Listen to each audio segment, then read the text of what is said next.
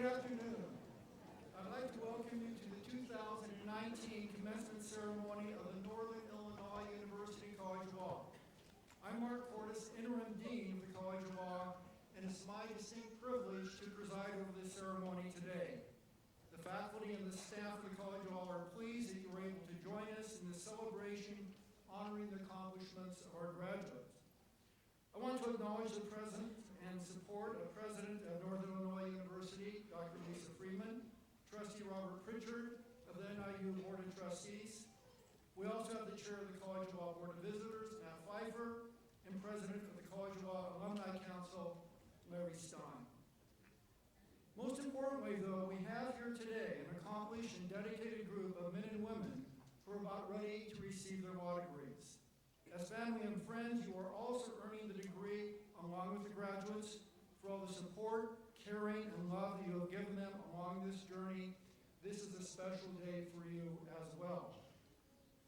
You will notice that some of our graduates will be wearing cords in different colors. These cords are meaningful to our graduates as they symbolize pride in their achievements, their affinity to other groups, and their connections to the NIU law community. The meaning of each color cord is noted in the back of the program. It's a special honor for me to preside over this commencement ceremony today for the class of 2019 because I've grown to know you in several different contexts. I have the privilege of teaching property to half of you during your first year and the privilege of teaching constitutional law to the other half of you in your second year. Through those opportunities, I came to know you as dedicated learners and as thoughtful and engaged students with a passion to use your law degrees to serve others and make this a more just society. And of course, I've also come to know you from a different perspective, that as dean. And I've come to appreciate you in new ways, including the leadership you have shown through your service, your work, and your support for the College of Law mission. I've come to know you as a class that is smart, focused, dedicated to service, and committed to community. Just as importantly, though, I've come to know you as a class that supports each other, that looks to the common good, a class that defines success not only in terms of what you can accomplish individually, but also in terms of what you can accomplish together. And I hope you'll carry that characteristic with you as you move forward, not only in the weeks ahead as you prepare for the bar exam, but also as you begin your varied careers. That you continue to support and be there for one another, and of course you be there for the College of Law. And know this for certain, the College of Law will be there for you. Class of 2019, it has been an honor knowing you both as a professor and a dean, and I look forward to continuing our relationship for many years to come. Thank you. It is now my distinct pleasure to introduce this year's commencement speaker, Kwame Raoul, Attorney General of the state of Illinois. Attorney General Raoul was born in Chicago to Haitian immigrants and brings a lifetime of legal and policy experience as well as public service to the office of Attorney General. This includes an impressive breadth of experience in both public and private law settings. After earning his undergraduate degree from DePaul University and his law degree from Chicago Kent College of Law, Attorney General Raoul began his legal career at the Criminal Division of the Cook County State's Attorney's Office. He subsequently served as the senior staff attorney for the city colleges of Chicago and has been a partner at 2 national law firms. In 2004, Attorney General Raoul was appointed to serve in the Illinois Senate, representing the 13th Legislative District, where he was reelected on multiple occasions to represent the district over the last 14 years. As a senator, as an attorney, Attorney General Raoul has been dedicated to working towards criminal justice reform in Illinois. He has also been recognized for his work on behalf of survivors of sexual assault and domestic violence, which include passage of the Safe Homes Act and the Sexual Assault Survivors Bill of Rights. Among Attorney General Raoul's many other achievements in the Senate were expanded opportunities for minority and women-owned financial service firms, legislation protecting student athletes from brain injury due to concussions, the Illinois Voting Rights Act, and the addition of a Voting Rights Protection Amendment to the Illinois Constitution. He was also a leader in expanding Illinois Medicaid coverage under the Affordable Care Act and is known for his work in support of healthcare access. Whether in private practice or as a senator, Attorney General Kwame Raoul has demonstrated an unwavering commitment to social justice and brings a wealth of experience as Illinois' 42nd Attorney General. It is a great honor and pleasure right now to introduce this afternoon's commencement speaker, Attorney General Kwame Raoul.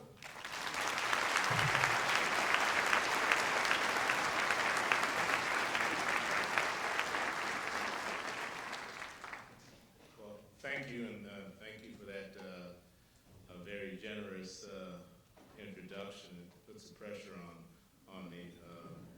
Let me first start by saying congratulations to the graduates. We're all here for you.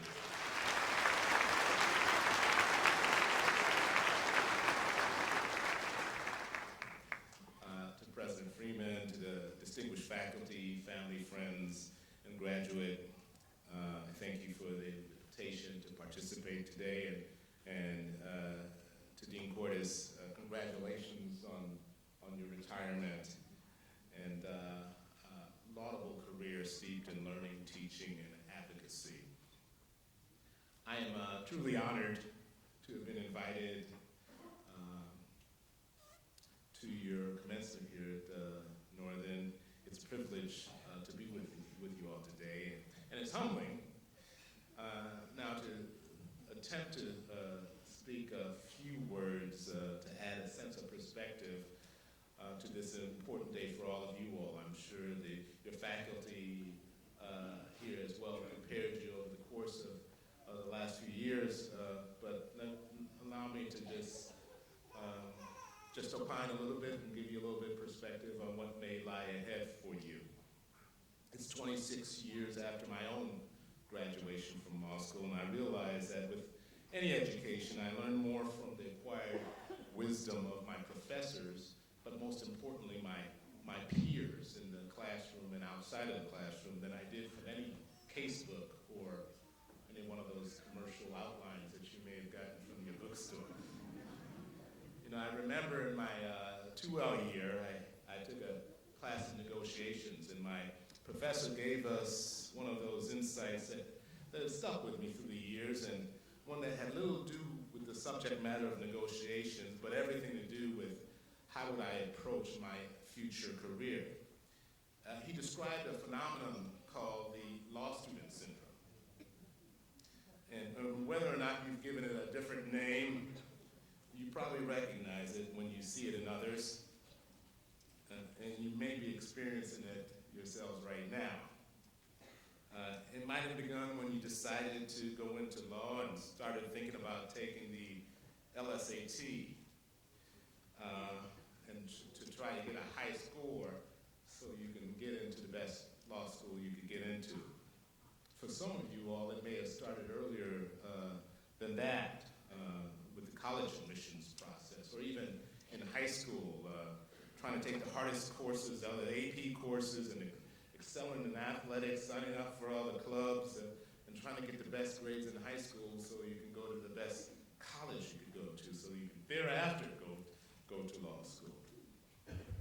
It's funny, I was at a restaurant a couple of weeks ago in Springfield, and I decided to dine at the bar, because I'm a basketball fan, and the Golden State Warriors were playing the Portland Trail Blazers. Yeah. And I struck up a conversation with a gentleman who I didn't know, who was sitting there, and his name was Terrence, and he was from Gulf Shores, Alabama. He was in the die-cast business and had a very successful, lucrative die-cast business, a business I know nothing about. And he turned to me and he asked me what I did professionally after sharing what he did, and I said, I'm the Attorney General. He said, for the state? He says, where's your security?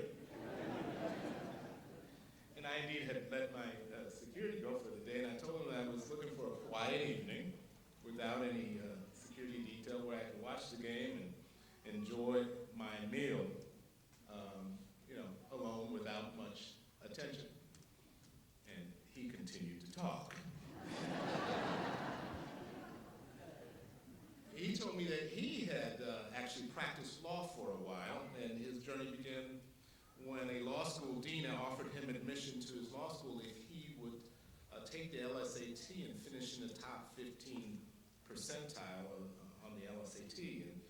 And he took on that challenge, and he in fact finished in the top 10 percentile, notwithstanding a poor undergraduate academic record. And the dean kept his deal when he was admitted to law school.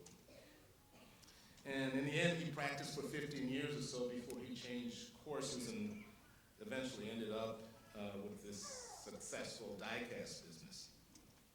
He indicated that while he no longer practices law, his education had been very useful to him.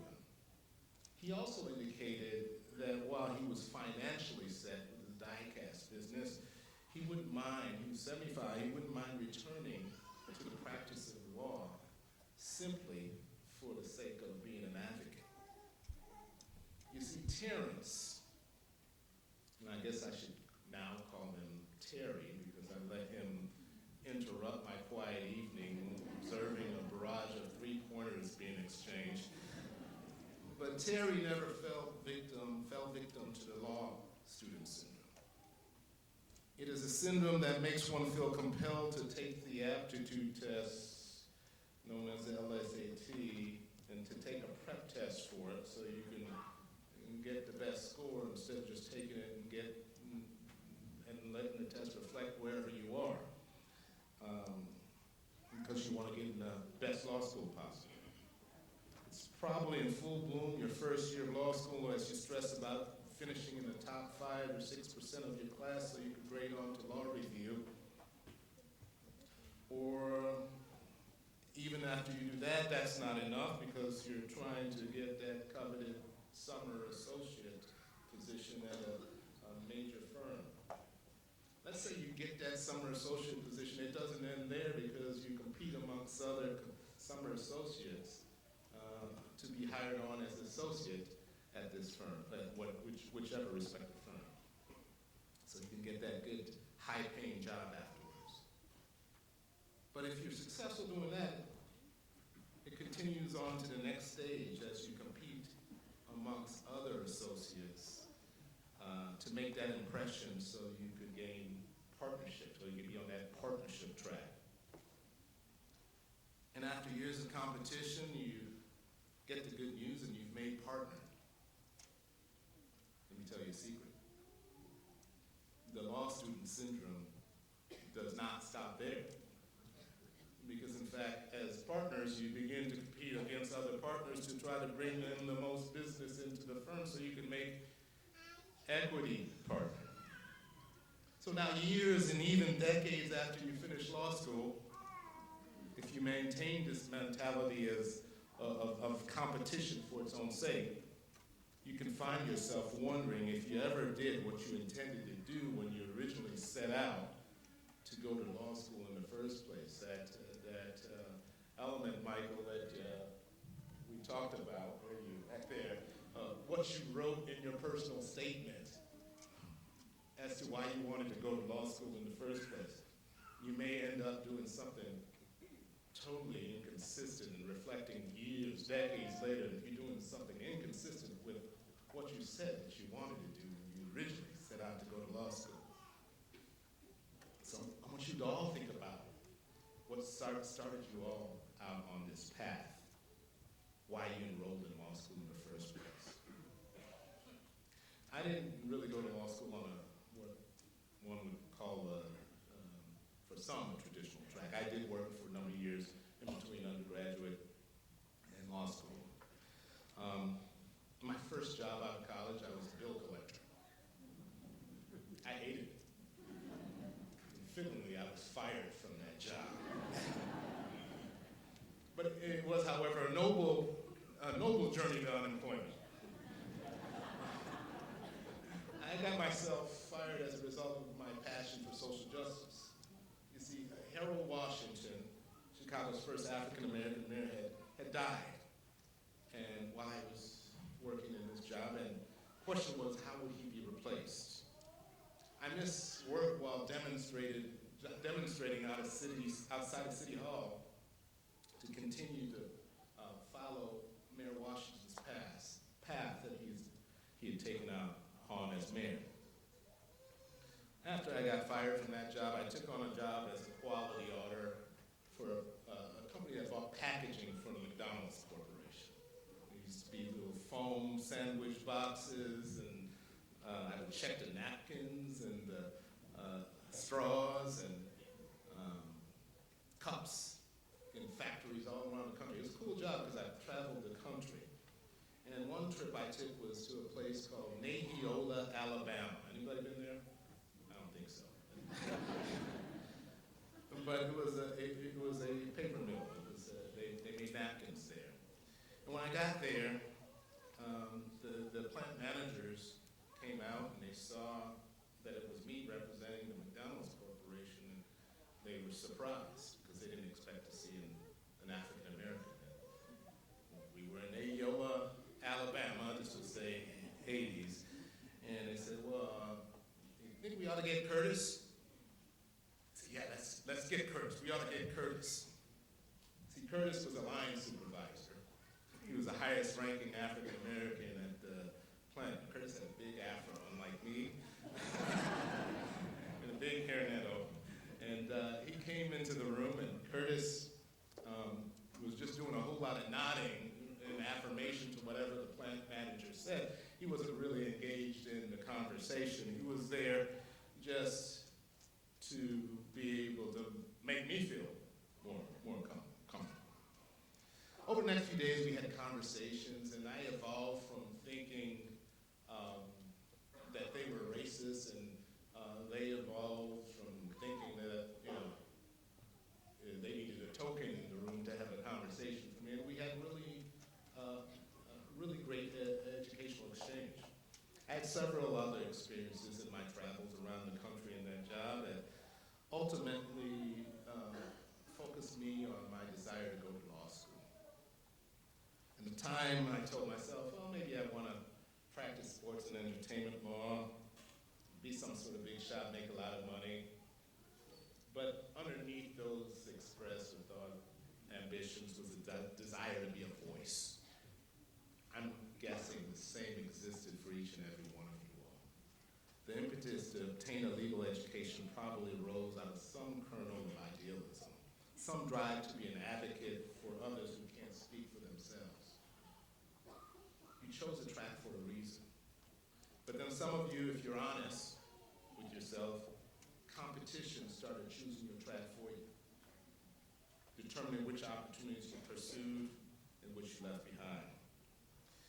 When my predecessor, Lisa Madigan, decided not to run for re-election, I was faced with making a major decision very quickly. She had made a rather late decision.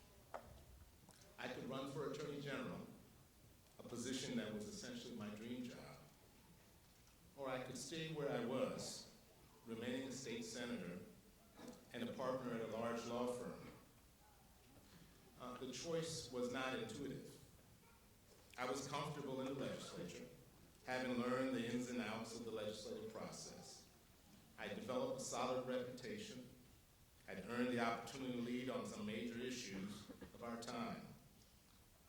Death penalty abolition, voting rights, access to health care, law enforcement reform.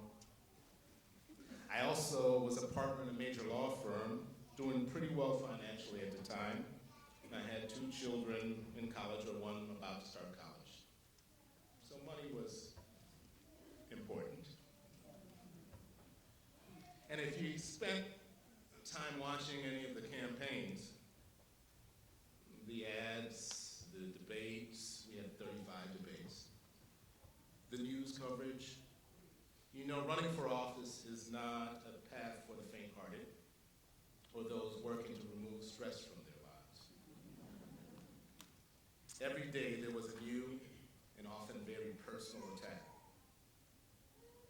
There were many very good reasons for me to forego enduring an anxiety-inducing and expensive campaign for a job that would force me to take a significant pay cut.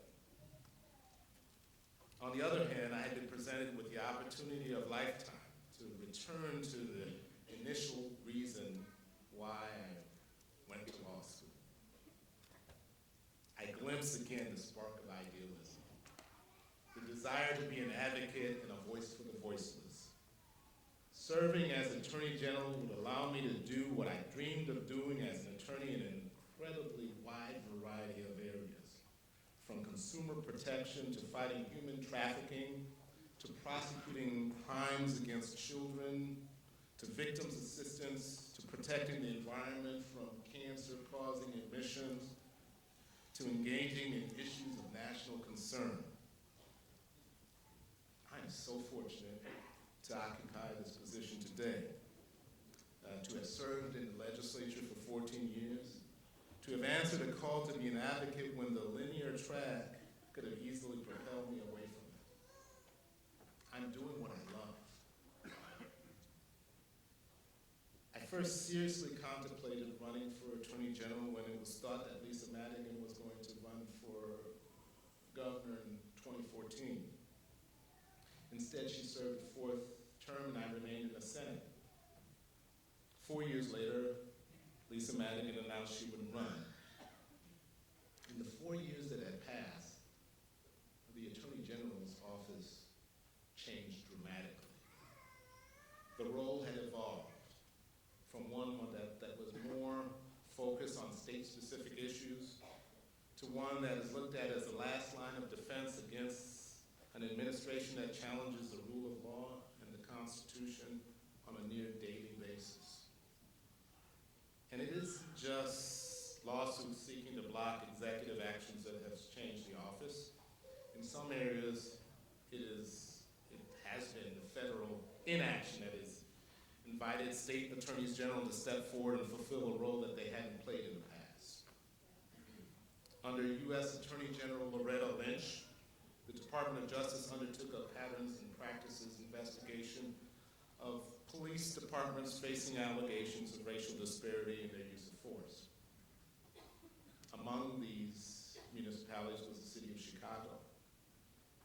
The Department of Justice had entered into consent decrees in cities such as Baltimore, but the process ground to a halt in Chicago because incoming Attorney General Jeff Sessions had made it clear that his department would no longer be in the business of these types of investigation.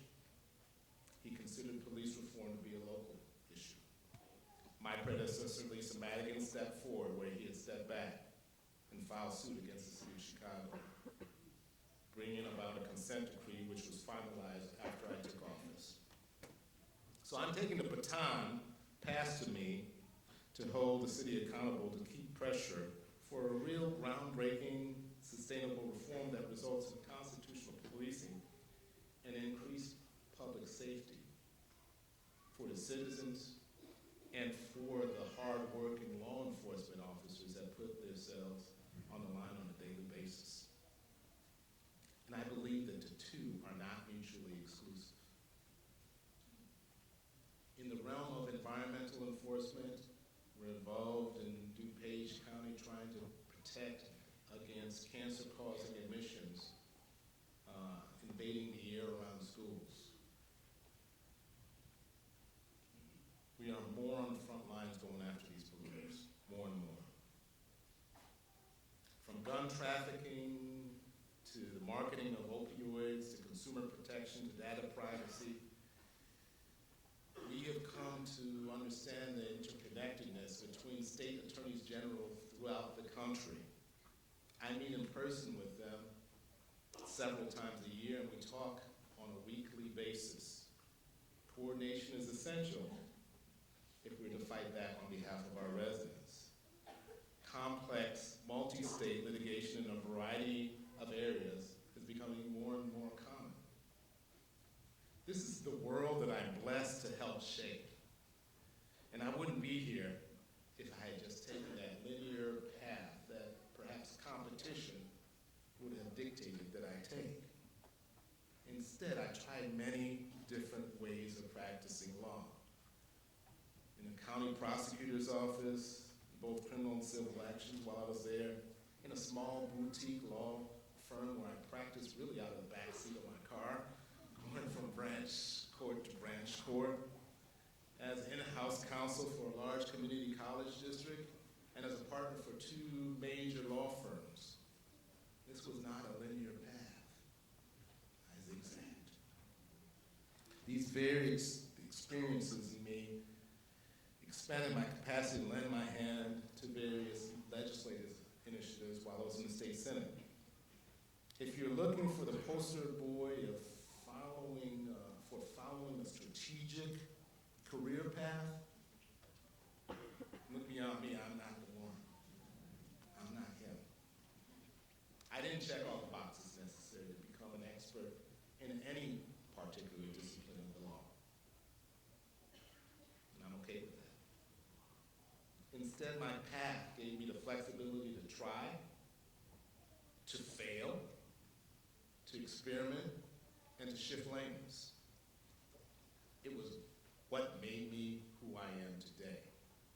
It's given me the capacity to serve as Illinois' 42nd Attorney General, overseeing a multifaceted office and continually changing and evolving. What is important for each of you at this juncture is to not allow yourself to be sucked into the law student syndrome, so that your career feels planned out by the unseen and powerful voice of should be or ought to, so that you let the competition you face determine what you do with your law degree. Every day when I come to work, prepared to take on the many cases and issues that come to my attention, I'm amazed at the caliber of staff I inherited from my predecessor. I'm similarly impressed with the quality of new attorneys I've recruited since taking office in January. Like me, many of them have taken significant pay cuts in order to do this work. They're not doing it for the money, because I don't have the money to pay them. They are willing to make the sacrifice because of the subject matter they are able to work on, and because of the nature of their advocacy is so essential to every resident of this great state. These are individuals who attended some of the highest ranked law schools, served on law review. Some have already been associates and partners at the largest law firms. 14 of them earned their JDs right here at Northern Illinois University. And they wanted to go home every day feeling good about what they had done with their days of work. On so many fronts, the Attorney General office is able to offer that alternative. And Dean, I promise you I'm not here just to recruit. I don't recommend that everybody take my particular path, even if you want to be a legislator or the next Attorney General. In fact, I never sought to be the next Lisa Madigan, or I never sought to be the next Barack Obama, who I replaced in the state Senate. I've always been most effective at being the first Kwame Raoul.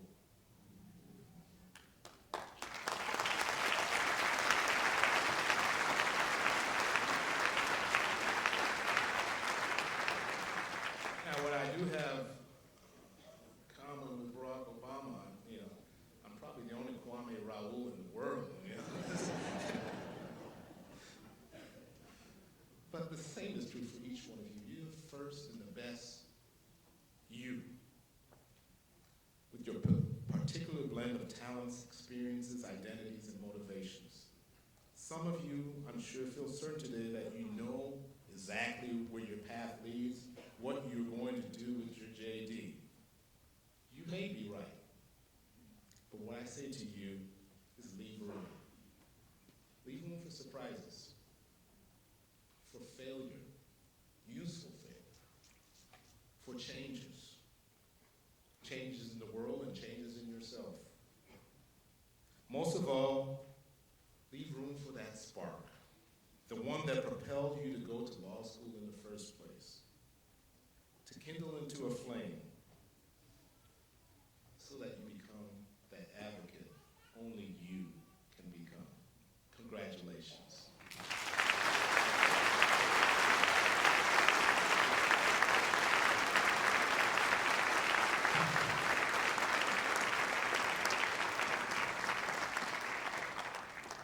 Attorney General, thank you very much for those excellent remarks.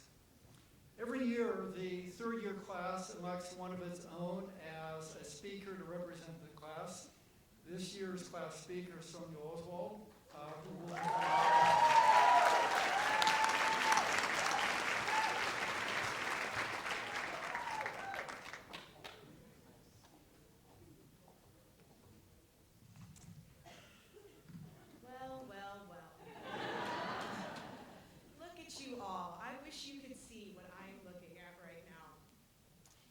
sophisticated, so put together, doctors of jurisprudence.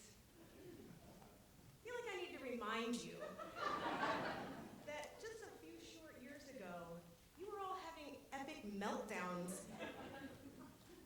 in the computer lab for fear that you were going to fail core grammar. My, how far we've come. Now, I was told by Dean Anderson to keep this brief, and I will, because as we've learned, he has a cattle prod, and he is not afraid to use it. First, I'd like to welcome all of our friends and family in attendance today. Thank you for being here to celebrate with us. In the brief time that I have, I want to give you an insight as to who our class is, what our law school experience was like, and to share some of our favorite memories from the last 3 years. So, welcome to the law school bubble. This is that shadowy place where nothing is certain, and the topic of all conversation somehow turns out to be law school. Where we learn how to take two seemingly identical things and argue how they are different. Where on day one, we relearn how to read and write, and the answer to every question is, it depends. This is the place where lawyers are made. Now, we've heard it said many times that there is something different about the class of 2019. But no one's ever explained whether that something was a good something or a bad something. I'd like to think that that something refers to our ambition and our leadership. The spring of our 1L year, many of us decided to get involved in student organizations, and by the fall of our 2L year, it was rare for the Marshall Gallery or the Riley Courtroom to not be housing an event hosted by one of our organizations. I'd like to think that that something refers to our ability to overcome adversity. We overcame the law school version of prohibition.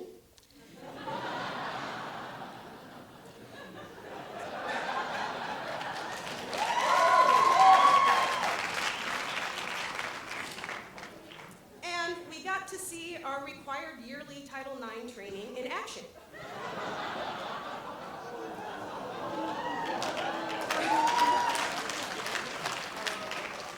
Thankfully, we received new leadership halfway through our 1L year. I'd also like to think that that something refers to our support for one another. We've celebrated each other's academic achievements, whether it be landing a sweet new unpaid internship, or landing jobs post-bar exam. We've celebrated each other in new relationships, engagements, marriages, and the birth of our own children. We've been there to lift each other up during the tough times, through breakups, mental breakdowns, plenty of mental breakdowns, health issues, and even the deaths of those that we loved the most. There certainly is something different about our class. A good something. Class of 2019, we made many memories across the street at Swen Parson Hall. And so I just want to remind you of a few of our most memorable. Professor Stange writing "So What" on all of our legal analysis writing assignments. Professor Oswalt beginning torts class with 80s pop music videos. Professor Jones beginning class with movie quotes trivia and teaching us the Commerce Clause using mini cereal boxes. I can dig it.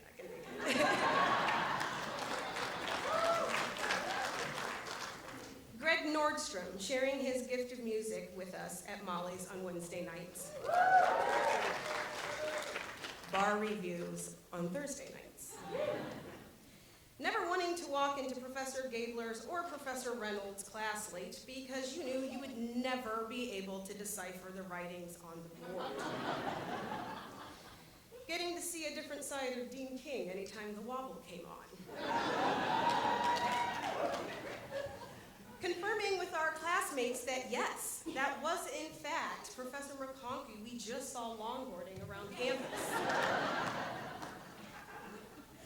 Having the aha moments in Professor Taylor's class, which were usually accompanied by a PowerPoint slide containing a clever cartoon or meme he had found on the internet.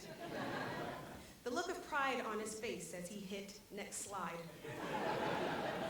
And the look of disappointment on his face when we didn't quite get the joke. And therein, ladies and gentlemen, lies the rub. Speaking of the look on professors' faces, remember during property when Dean Cordes wrote on the whiteboard with a Sharpie? Classic moment. Every morning, having to mentally prepare yourself for the possibility that today might be the day you have to fight a goose on your way into Swen Parson Hall. Each semester, playing everyone's favorite game, where in the world is Nick Rochford?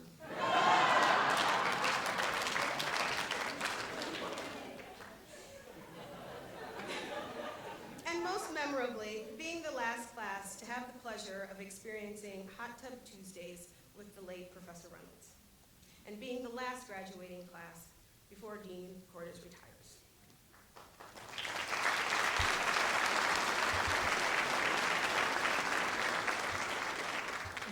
We want to take a moment to acknowledge the faculty and staff at NIU College of Law.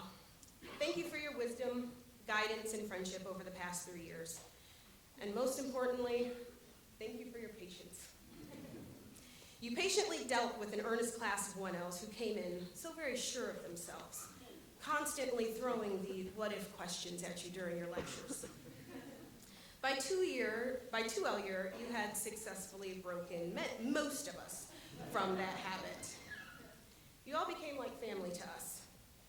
If you were to ask any student what they love most about NIU College of Law, it would likely be the accessibility to and the relationships with the faculty and staff. The cost of attendance being a close second. We will cherish the friendships and support you have given us during our time at NIU. Thank you for believing in our potential and helping us to see it as well. We also want to take a moment to acknowledge our real MVPs, all of you in the audience today. Our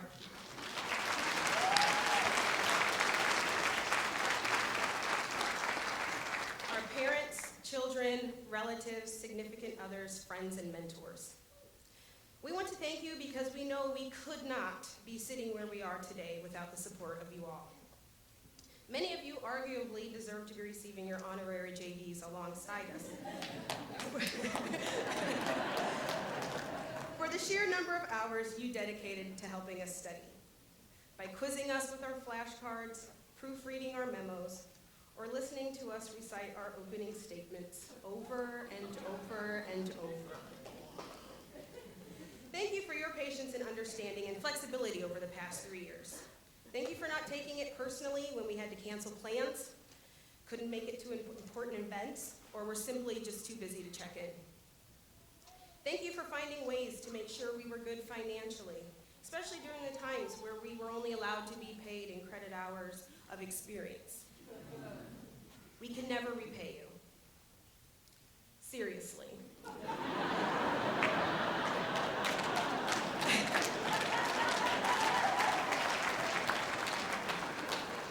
The public interest lawyers in the room will never be able to. Thank you for being our emotional supports, for listening to us constantly complain about how many responsibilities we had on our plate, and for listening to us vent our deepest frustrations to you, even when you had no idea what a rule against perpetuities was. And it turns out, neither did we. Thank you for cheering us on proudly during our wins, for wiping away our tears during defeats, and when we felt like imposters. Thank you for reminding us who we were and just how capable and deserving we are. Sincerely, thank you for allowing us the time and space to pursue our dreams and grow into the bright, competent, legal powerhouses of tomorrow. Class of 2019, will you please stand and acknowledge our MVPs?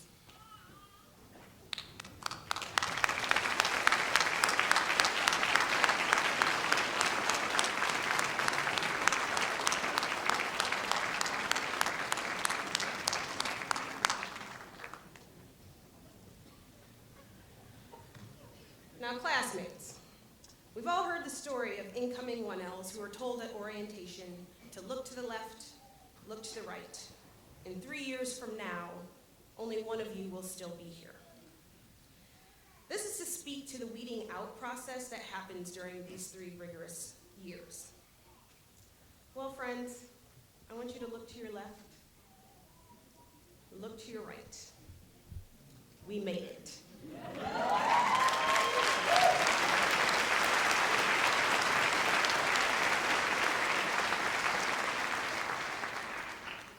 Class of 2019, thank you for the honor of speaking on your behalf today.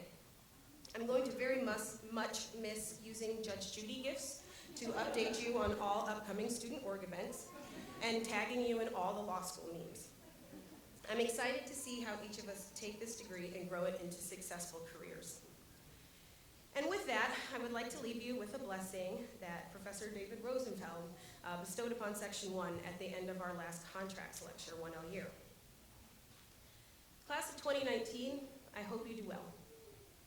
I hope the legal profession is a very lucrative career for you all, except for the public interest, of course. I hope you do right. I hope you always defend the rule of law in our legal institutions while maintaining the utmost professional ethics. But most of all, I hope you do good. Congratulations, friends. You did it.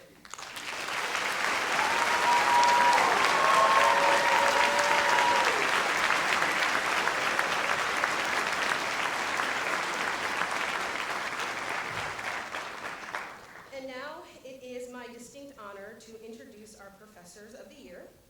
Each year, the graduating class votes on this award. This year, the class of 2019 has chosen 2 Professors of the Year to share this honor. So I am pleased to introduce the 2019 Professors of the Year, Professor Robert Jones and Professor David Rosenfeld.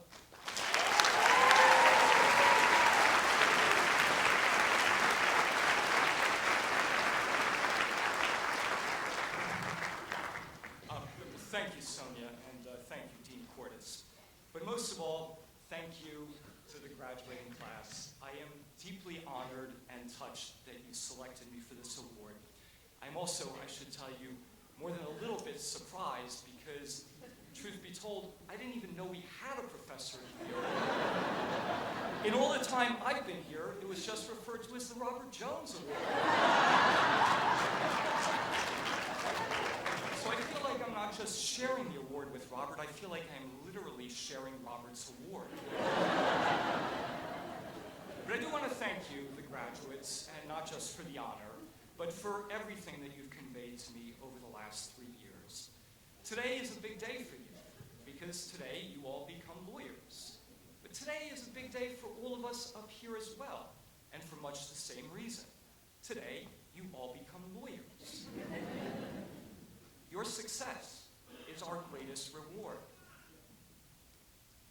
And this too, we sometimes say that the greatest joy of teaching comes from what we impart to others.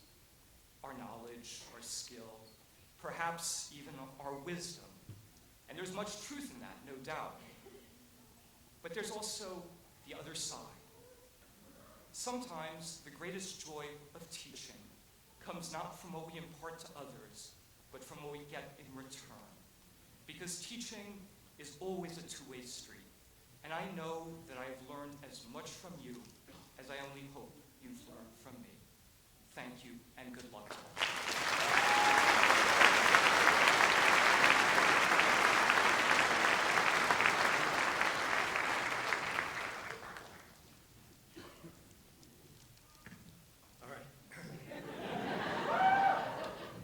All right, we've got very important degrees to hand out, so I'm going to be brief. say just a few things. First of all, I want to say thank you. Thank you really from the bottom of my heart. This is one of the best honors I've ever gotten in my life because it came from you. You're a special group. We've been through a lot, and I witnessed your courage over the last 3 years as you dealt with the extreme challenges of law school and life. Life doesn't stop for some reason while you're in law school. And I've witnessed your determination, your intelligence, your resilience, your kindness, and your humor. I am proud to know you, and I'm proud to be your teacher. Second, I want to say congratulations. I know it wasn't easy. I know it was hard. I'm one of the ones who made it hard.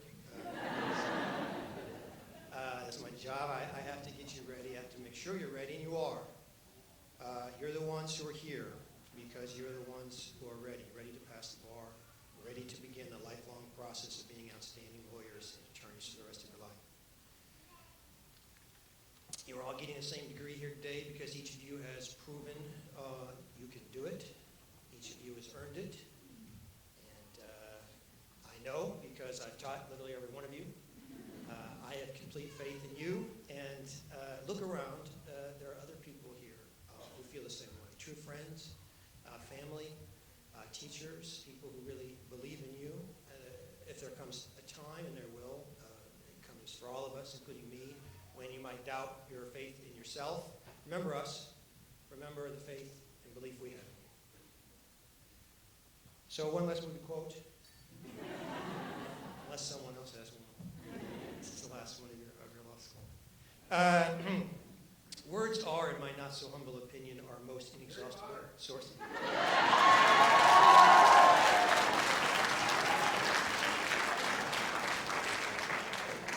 Is that Greg? Yeah. All right. Greg won. It's a fitting quote because today is a magical day. Today is the magical day when you become lawyers. All right, when you pass the bar, you become attorneys, but today is the day you become lawyers. Right now, you're still ordinary people. No offense. But in just a few minutes, you're going to come up here. We're going to put the hood on you that symbolizes the Juris Doctor degree. It's purple for the color of the JD, like mine, and red for NIU. And then you're going to get your actual degree. Thank you, Julie Mahoney, Kresick, and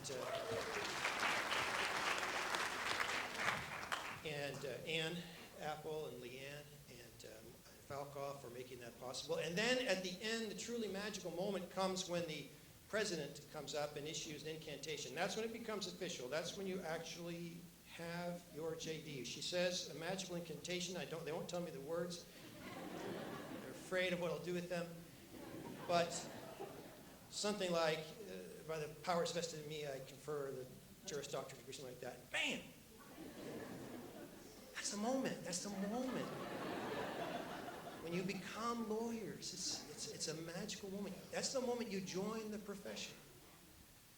At that moment, you join the profession of Lincoln and of Atticus Finch and Gandhi and Thurgood Marshall and Michelle Obama and her husband.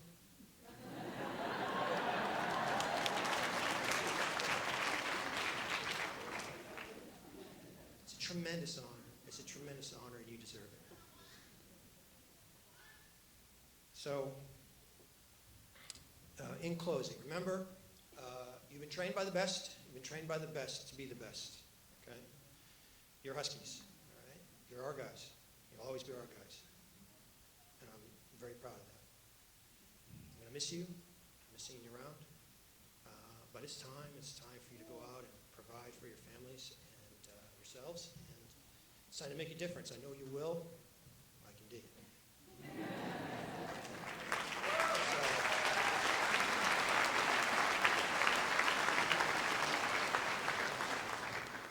I love you. I won't forget you. Congratulations, my guys.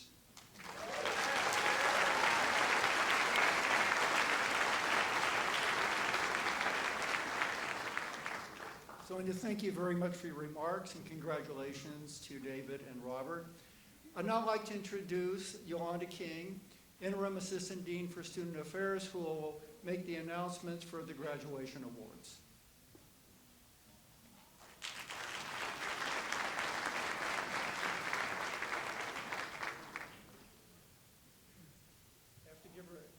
some words I'm supposed to say, but I don't have the script.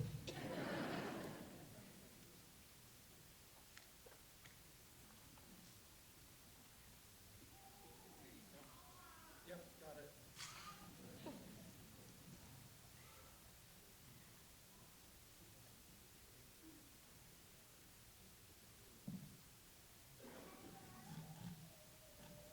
Okay, first, I would like to congratulate all of you, all of our graduates. I'm very proud of you. It is my pleasure to announce the names of those graduates from your class who are receiving Academic Achievement and Excellence Awards. If your name is announced for an honorable mention, please stand and be recognized by your classmates, friends, and families. If your name is called as an award recipient, please come up the stairs to accept your award from Dean Cordes and have your photograph taken. We begin with the Francis G. Mays Prize, which goes to Thomas Connolly.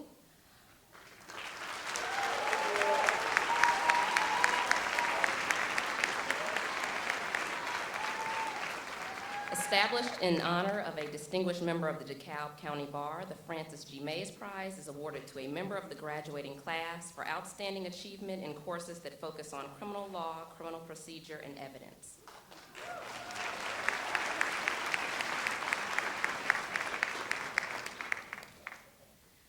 The Brian and Tamara McGuff Prize is awarded to Rachel Clark McCarthy.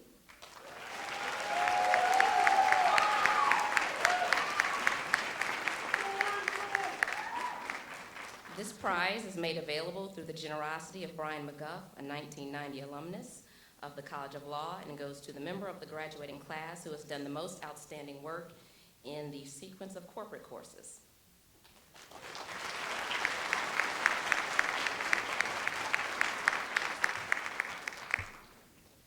The Brewster Parker Award is presented to Jedediah McClure.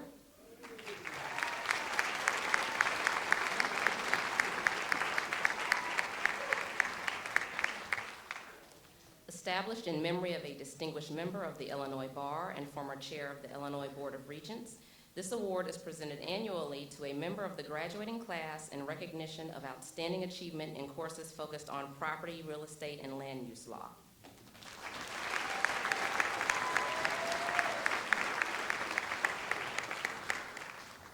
The Helene and Edward Fioretti Award is presented to Brittany Miller.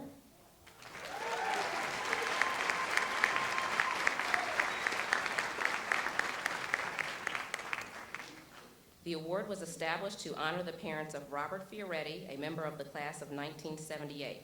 It is given each year in recognition of outstanding achievement in courses that focus on professional responsibility and ethics.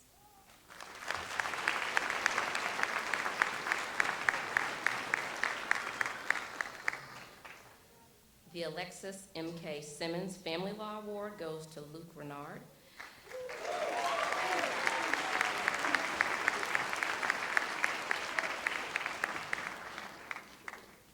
This award is generously provided by the offices of Alexis M.K. Simmons, a 2014 graduate of the College of Law, for the member of the graduating class of 2019 who has done the most outstanding work in the area of family law.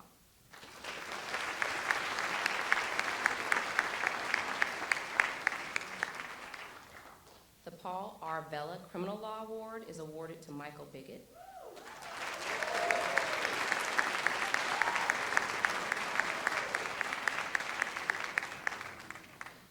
This award was established by Paul R. Vella, a member of the class of 1996.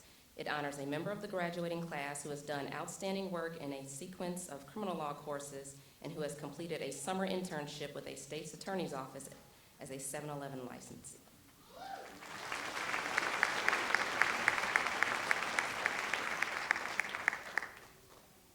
The 2019 Clover Family Award goes to Chad Baker.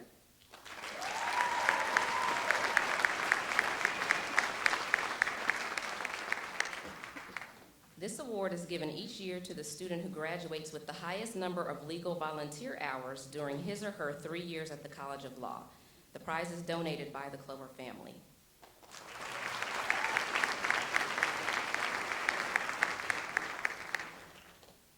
The Edward F. Dietrich Award is presented to Emily Crutchfield.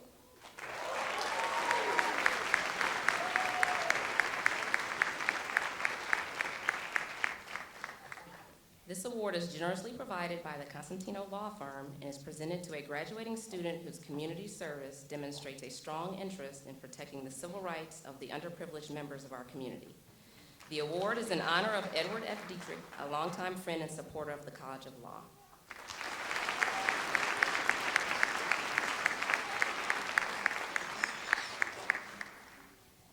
This year's recipient of the Clinical Legal Education Association Award is Caitlin King.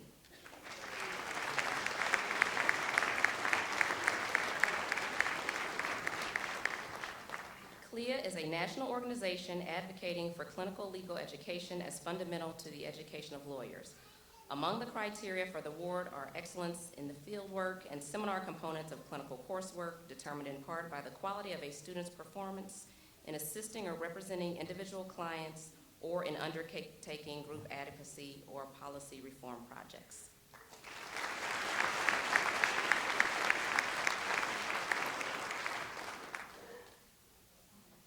This year's winner of the Alumni Council Prize is Victoria Von Bergen.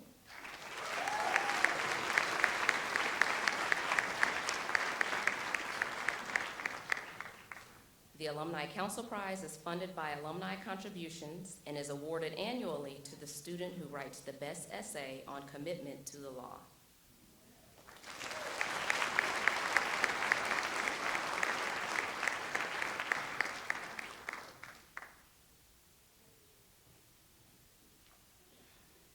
Last year, a new award was established in honor of Professor Daniel S. Reynolds. The 2019 recipient of this award is Sonia Oswald.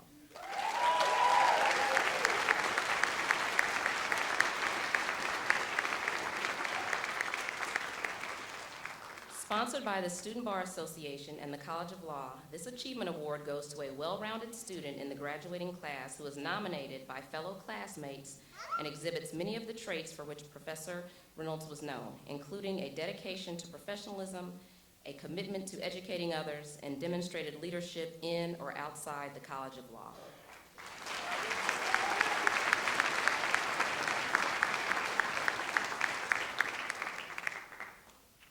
The remaining awards were determined by vote of the dean and the faculty. The first faculty award is for outstanding contribution to trial advocacy programs. This year, the award is shared by Rebecca McCorkle and Sonia Oswald. Will both please come forward?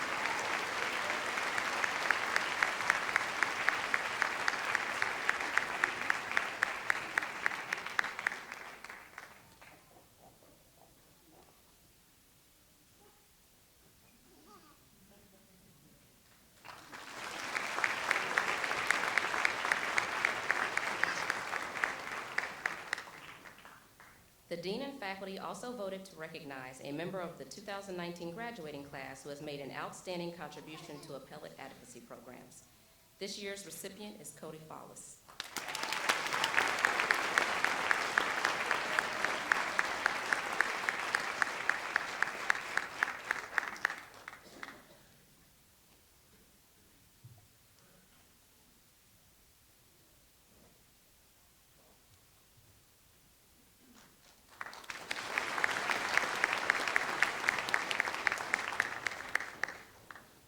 Next, the dean and the faculty wish to honor the student who has made an outstanding contribution to scholarly publications. The 2019 award is presented to Kristen Grossman.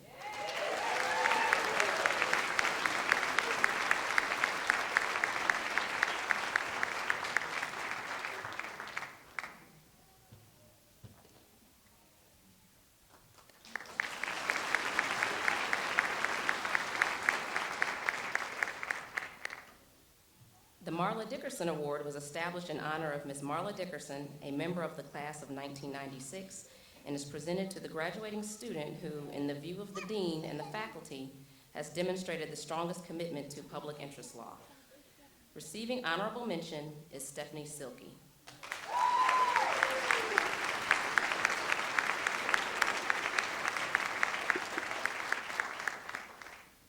The recipient of the 2019 Marla Dickerson Award is Marlon Romero Garcia.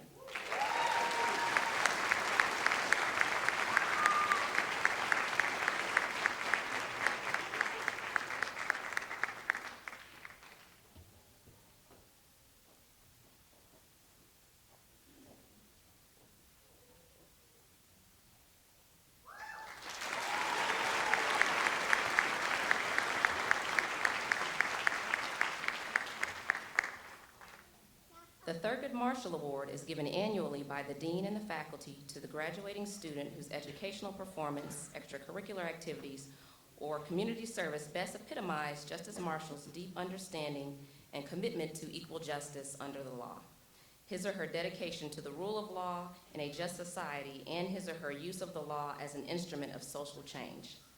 Honorable mention goes to Manuel Valdez.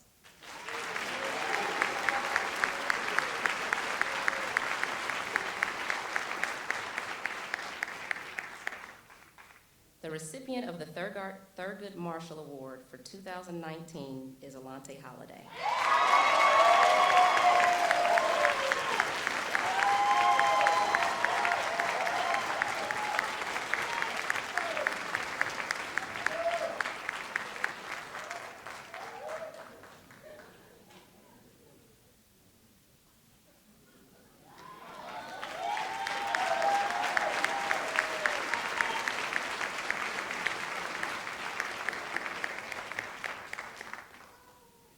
The dean and faculty also wish to honor the member of the graduating class of 2019 who has made an outstanding contribution to the College of Law community. This year's award for outstanding contribution is presented to Victor Zamora.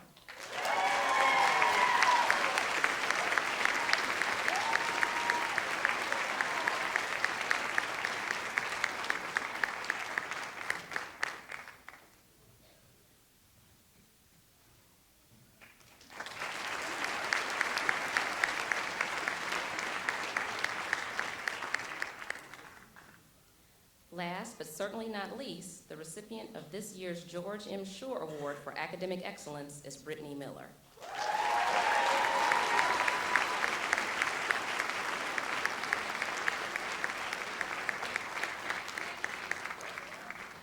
This award is given by the dean and faculty of the College of Law to the member of the graduating class with the highest grade point average for the 6 semesters of study leading to the Juris Doctor degree.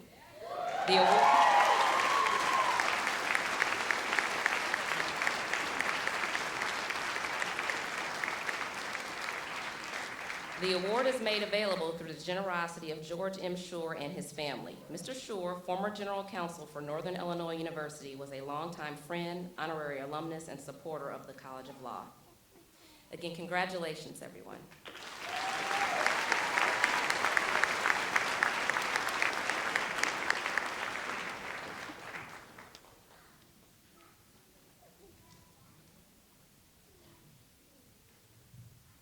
Thank you, Dean King. And again, congratulations to all the winners. We now direct our attention to the most important introductions of the afternoon, the members of the class of 2019. The candidates will advance one by one to be individually recognized and receive the symbol of the hood from Professors of the Year, Robert Jones and David Rosenfeld. Would the first row of candidates please stand and move toward the stage? Greg Anderson, will you call the roll of candidates, please?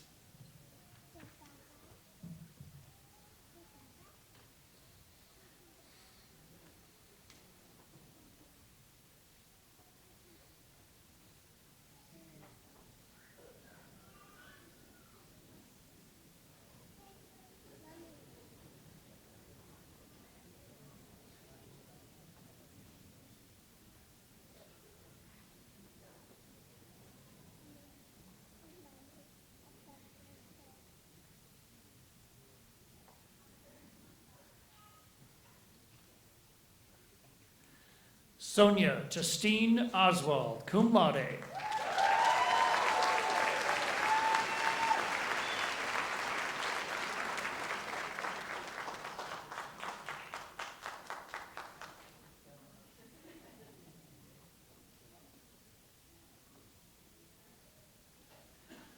Josiah Frederick Akala, magna cum laude.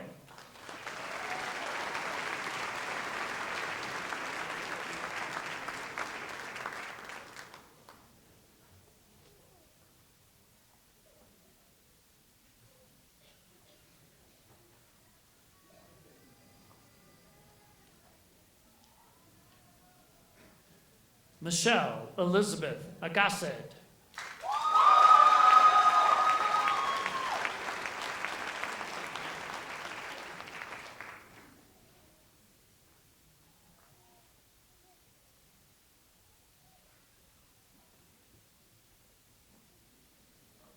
Alexandra Ahern, cum laude.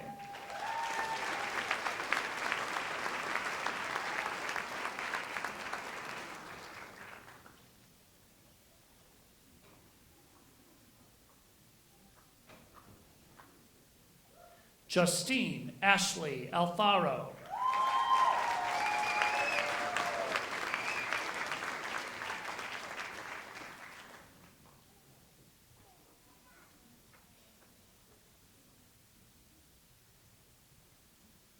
Chad A. Baker.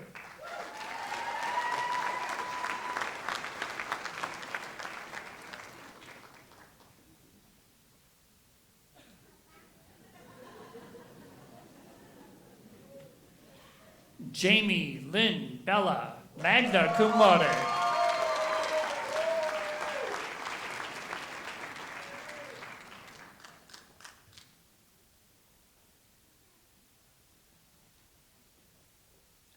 Michael Robert Bigot, magna cum laude.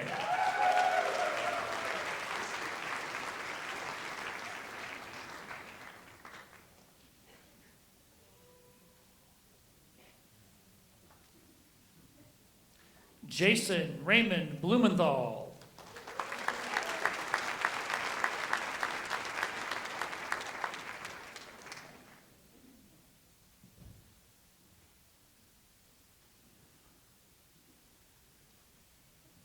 Cody William Booker.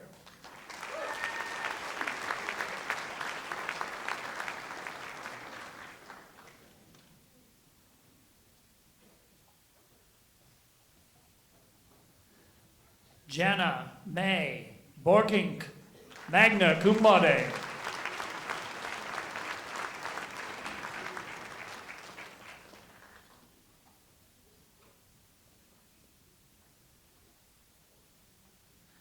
Craig Bott.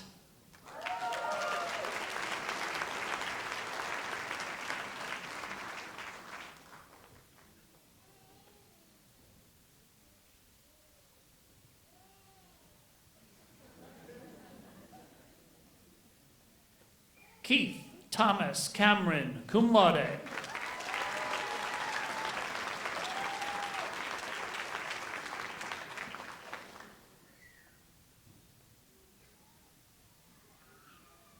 Adam Michael Casson, cum laude.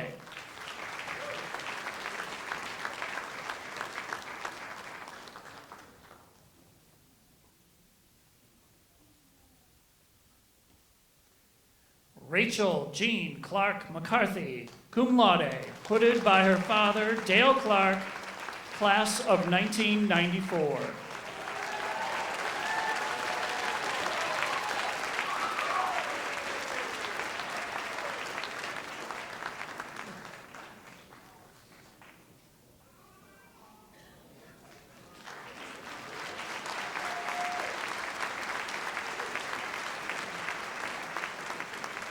Thomas Michael Connolly, summa cum laude.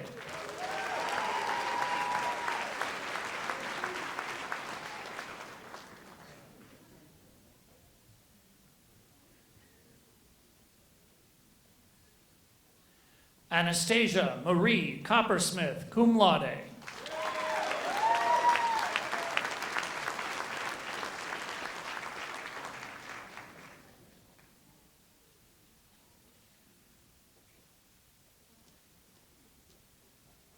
Emily Danielle Crutchfield.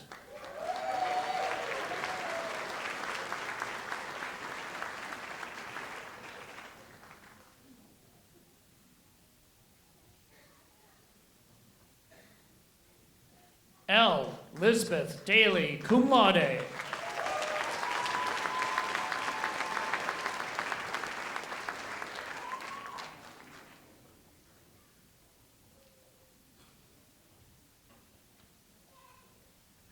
Crystal M. De Leon.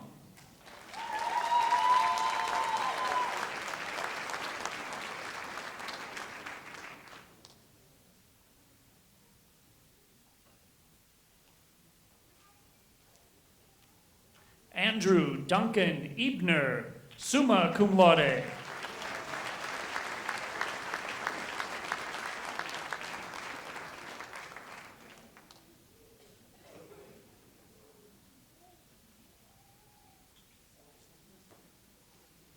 Edwin Bordonada Esmenda.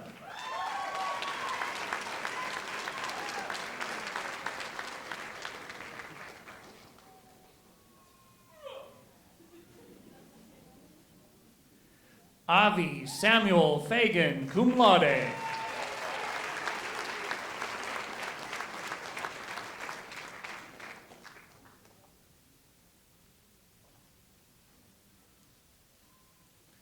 Brian Alias Fernandez, magna cum laude.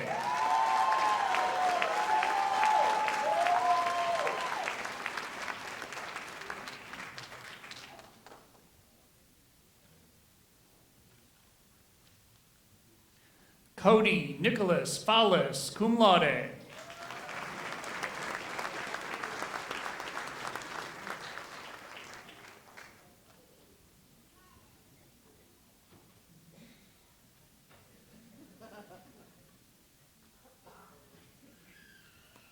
Ryan Fergazzi.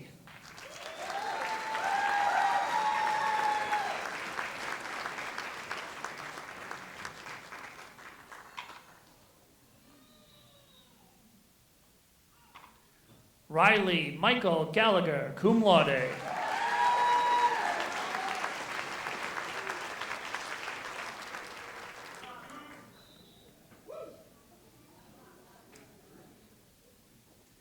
Ashley F.J. Galmore.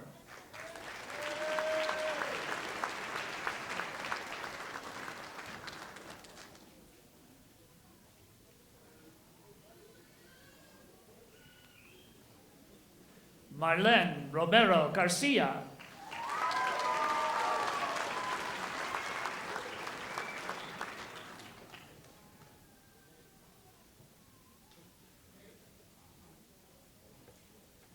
Allison Rose Nesta, magna cum laude.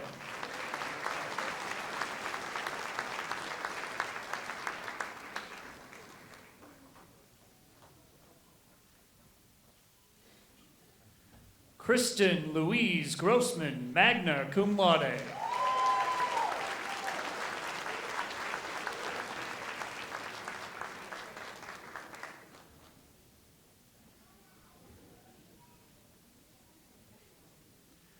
Julie Marie Gillibo.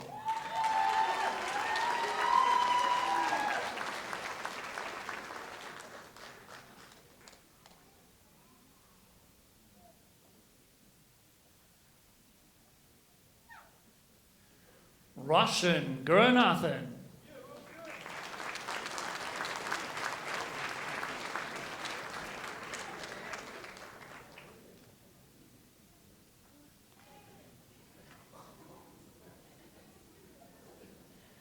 Lauren Marie Harris, cum laude.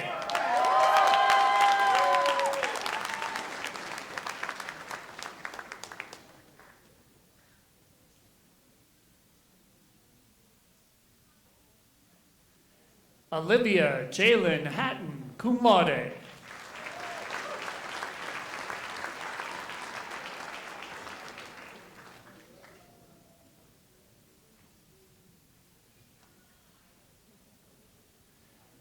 Alante Rahim Holiday, magna cum laude.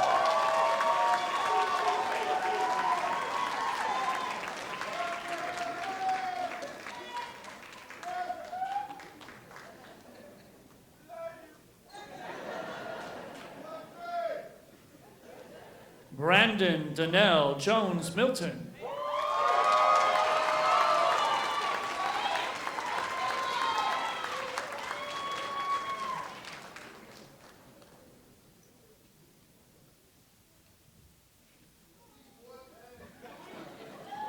Caitlin Suzanne King, magna cum laude.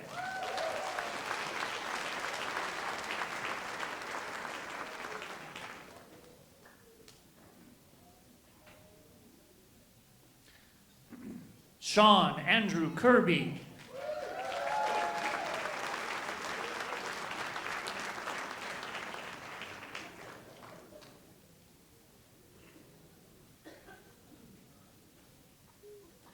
Jacqueline Korn, hooded by her cousin, Alex Goulart, class of 2015.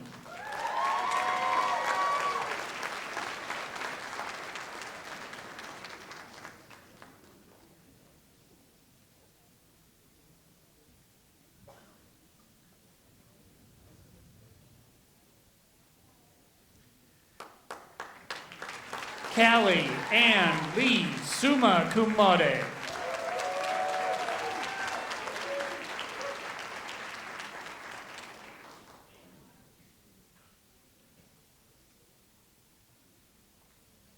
Holden Douglas Lemke.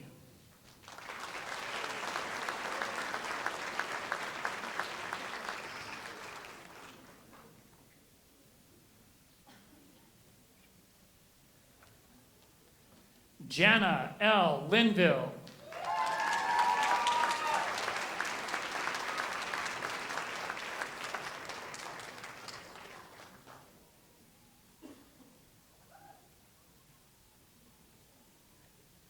Jennifer Lynn Malik, cum laude.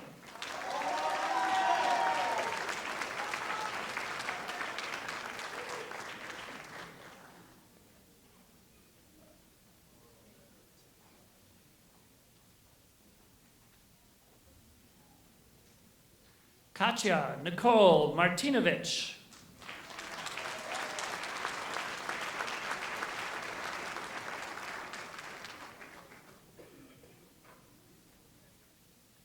Jedediah William McClure. Summa cum laude.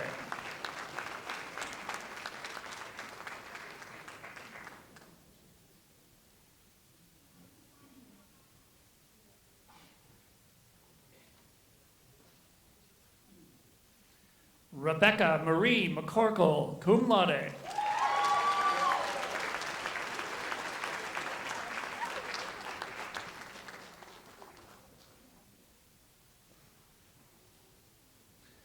Kenton Harold Dale McIntosh, summa cum laude, hooded by his father, Michael McIntosh, class of 1990.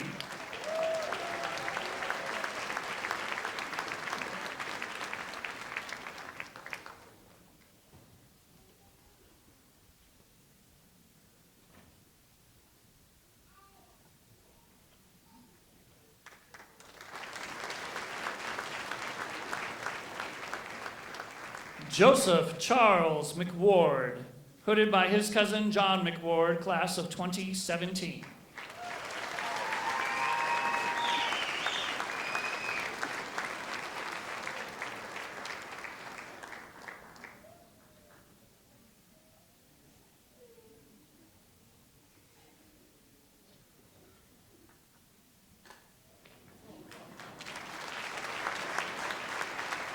Hetty Mebuke, cum laude.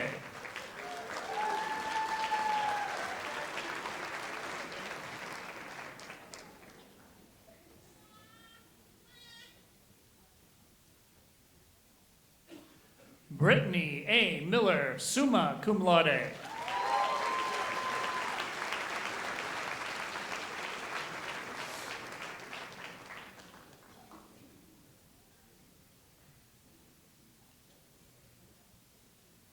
Stephanie L. Moore Duncan, cum laude.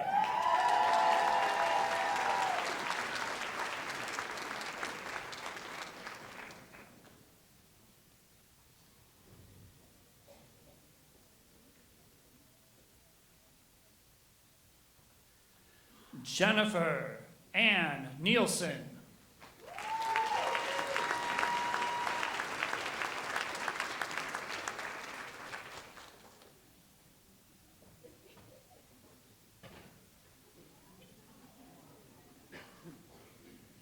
Gregory Allen Nordstrom, magna cum laude.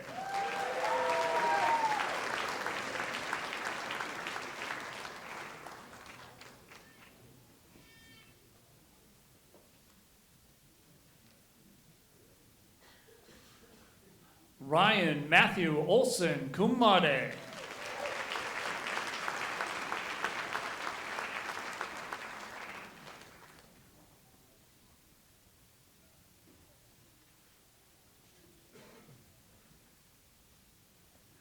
Mauricio A. Ortiz, cum laude.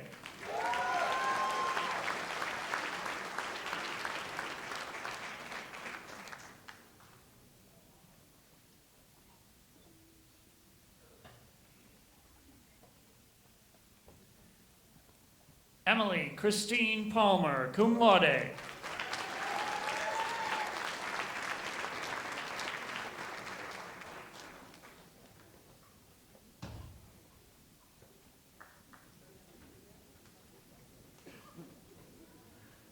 Michael Andrew Paup, cum laude.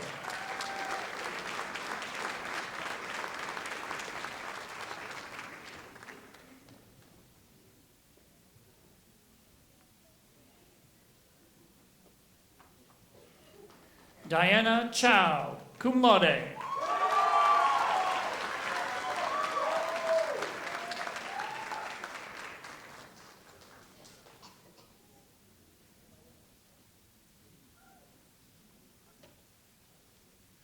Luke William Renard, magna cum laude.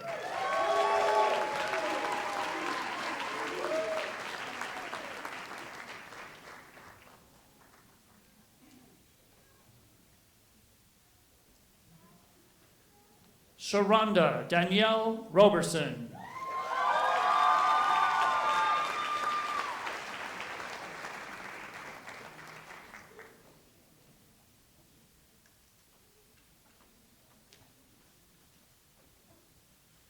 Nicholas James Rouchford, magna cum laude.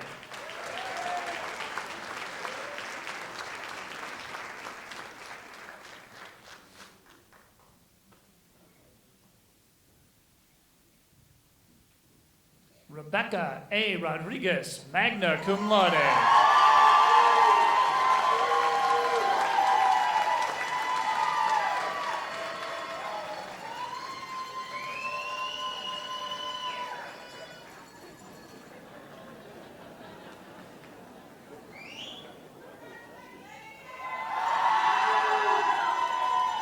Adam Richard Rosner, magna cum laude.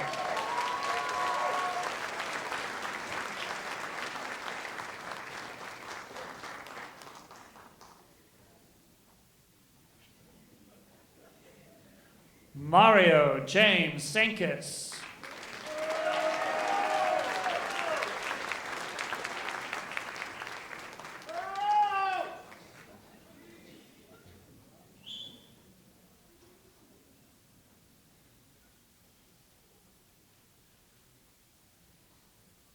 Lauren Marie Scott.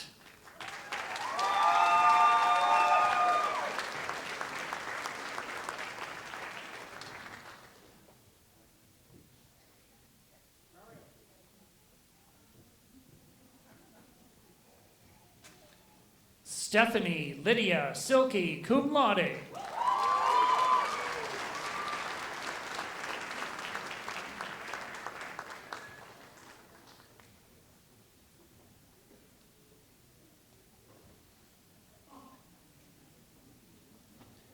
Jasmine N. Smiley.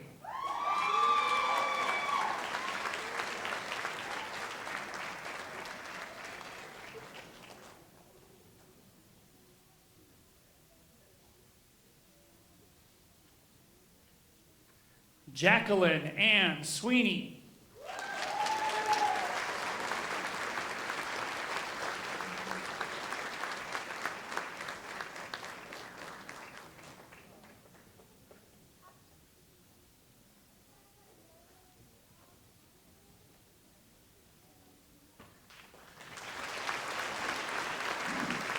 Devin Michael Tassif, summa cum laude.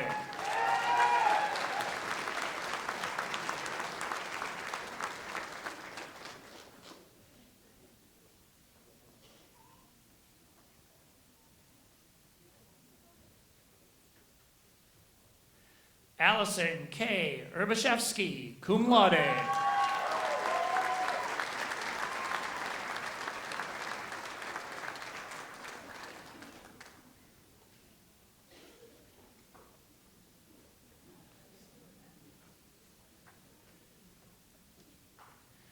Manuel Alejandro Valdez.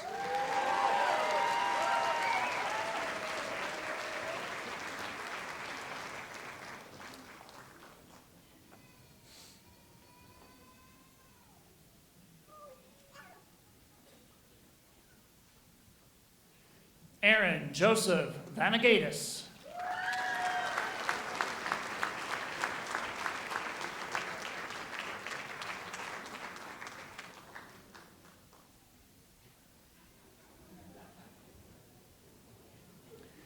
Victoria Ray Von Bergen, cum laude.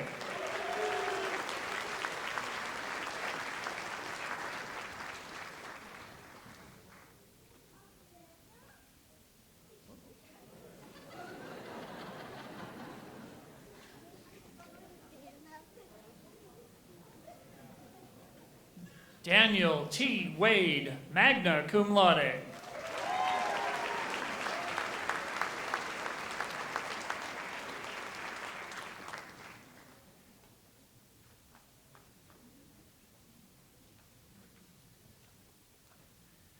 Thomas Allen Whitcomb, cum laude, hooded by his father, Paul Whitcomb, class of 1992.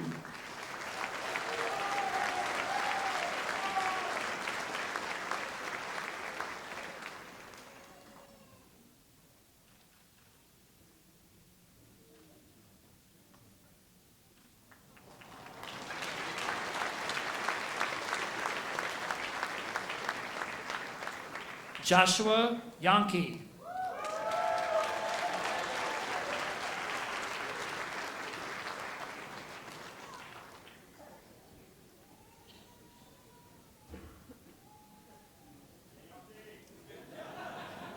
Victor Manuel Zamora.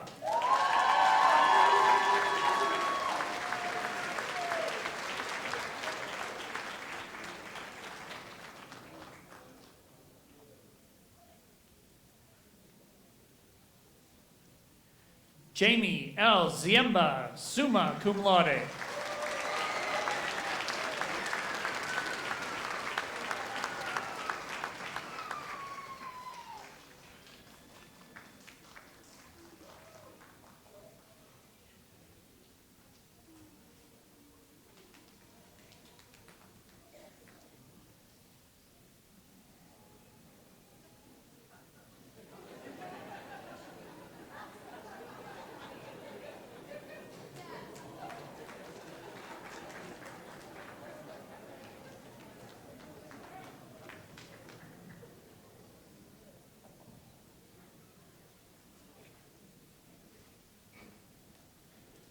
Can we have one round of applause for the...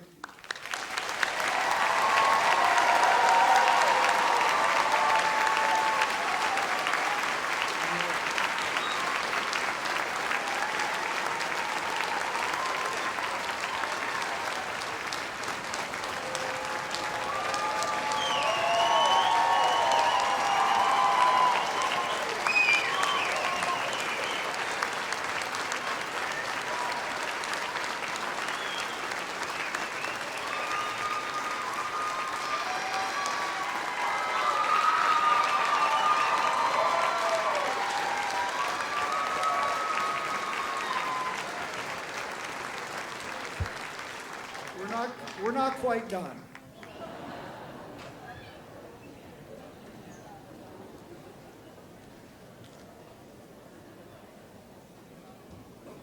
President Freeman, on behalf of the faculty of Northern Illinois University College of Law, I recommend to you this group of law students and their fellows in absentia who have presented themselves today for your recognition. Our commencement exercise today recognizes the academic achievements of the graduates of the College of Law and the preparation they have received to lead productive and useful lives as members of the legal profession and of our society. Graduates, will you please stand?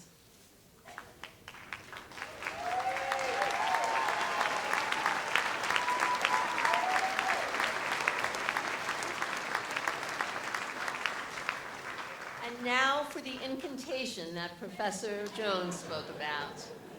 By the authority vested in me by the Board of Trustees and as President of Northern Illinois University, I hereby formally confer upon each of you who has been certified by the faculty of the College of Law as having successfully completed the prescribed requirements the Juris Doctor degree of Northern Illinois University. Accordingly, you are vested with all the privileges and responsibilities appropriate to that degree, and at this moment become lawyers and alumni of Northern Illinois University. Congratulations.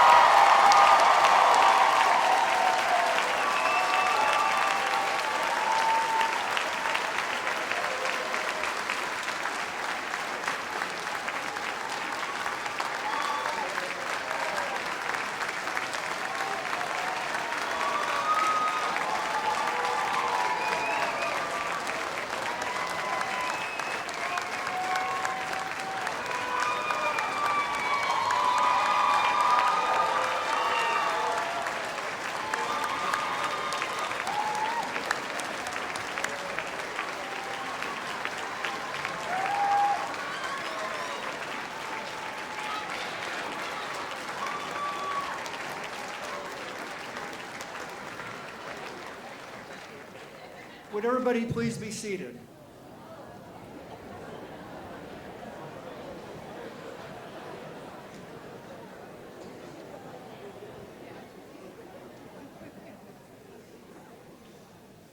I too would like to welcome you as alumni of Northern Illinois University College of Law. This is not the end of our relationship, but simply a new chapter, one in which we will continue to support you in your future endeavors, and we look forward to your support of the law school's mission. Remember, our doors are always open to you, and we hope to see you often. This brings to a close the 2019 commencement ceremony for the Northern Illinois University College of Law. You are invited to join us at a reception in the ballroom next door in that direction. Also, please feel free to walk across the street and take a tour of the College of Law and see where your favorite graduate has spent the past 3 years of that person's life. Finally, I would ask that members of the audience stay seated until the platform party and the graduates have all had an opportunity to exit the auditorium. Thank you.